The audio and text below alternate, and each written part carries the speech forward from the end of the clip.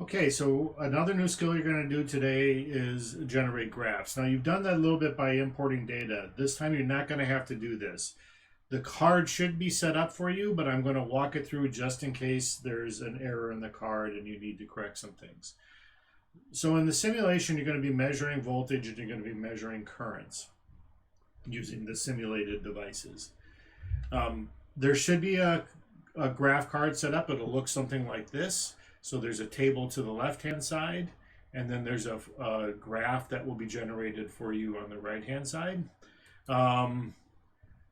Hopefully I have these correctly set up, but if not, you want to change the title of these to one will be a resistor, and I'll show you how to do a second one. Helps if I can spell resistor. Okay. You're going to have the voltage in volts. You're going to have the current in amps. And then you're going to go through the simulation and change them as we said.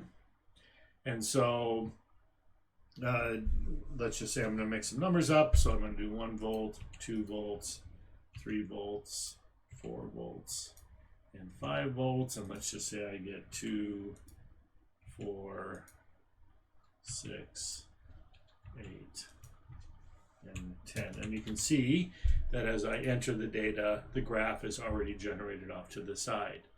Now again, I tried to set this up, but if I didn't, you might have to do it. You can change the titles. You just click on them, anything you need to do. So this should be current, and again, it's going to be in amps. And over here is going to be the voltage in volts. Now, you're going to be doing 2 of them. Again, I know I'm repeating myself, but it should be set up. But if it's not, you had data set, and notice you can switch between the data sets by hitting these arrows up on top. So if I do have it set up correctly, then you'll have to hit the arrows to go to it. So the other one will be, say, a light bulb. Oops. Again, if you make it yourself, it's going to come in with data already, so you have to delete it out. You have to just go entry by entry. And again, enter doesn't go to the next one like a spreadsheet. You do have to click on each of them. 5. And let's just say that I have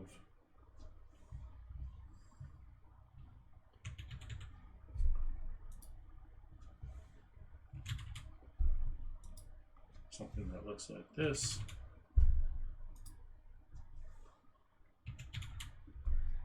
Okay, and just making up data here. So we can see that the 2 graphs will appear on there. Remind yourself that we expect these to look like a straight line. Unfortunately, we can't fit them from here, so I'm not going to have you do the fitting. But you can look at them, and if they look like a straight line, then you can say that the device is behaving correctly, and if not, it won't. Real devices are not always what we call ohmic. They may not obey a straight line. So that's the graphing skill that you will be using today as well.